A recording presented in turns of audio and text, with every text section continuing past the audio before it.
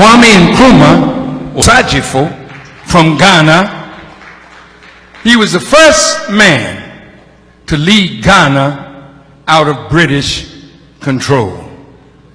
And Osajifo Kwame Nkrumah had a vision that he got from Marcus Garvey. So you have the Black Star in Accra that came with Marcus Garvey, the Black Star line. He said he wanted to see the United States of Africa. Gamal Abdel Nasser had that same vision.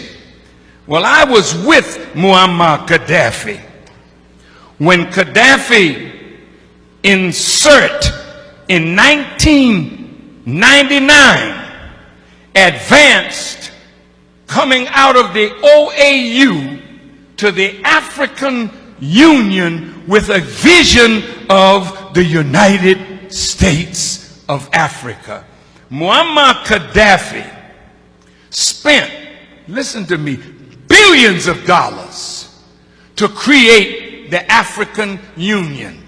Did you know that Gaddafi gave $300 million and the other African nations gave $100 million to put up a satellite so that we who call Africa don't have to go through Europe to get to Africa?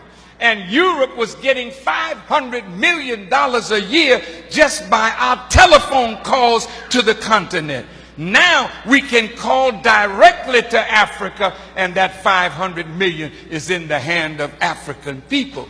Did you know that Muammar Gaddafi was setting up an African development bank with $70 billion in the African Development Bank from Libyan oil money?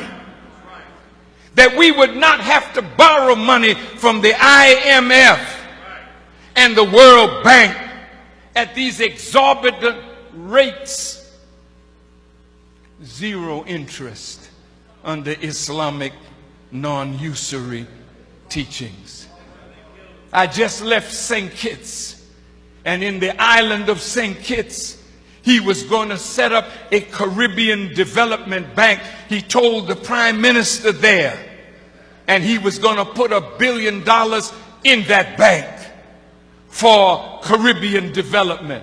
Why do you think they killed him? You think they killed him because he killed his people? Hell no. They killed him because, listen to me real good. You touched my nerve with that question. Did you know that in Libya, nobody is homeless? Listen, everybody in Libya has either a home or an apartment. They call it a flat. Did you know education in Libya is free from kindergarten through college? And did you know that if a Libyan wanted to come to America to be educated, the government in Libya paid for their education? Did you know that? I was there when he opened a $500 million hospital with 18 theaters for operation. I was there, and we went when he was making their own medicines.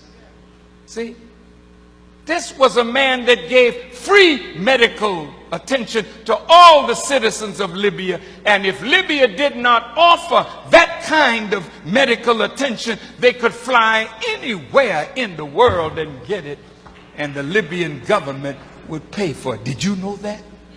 No, you didn't. Did you know that from the oil money, every Libyan citizen got a stipend every year?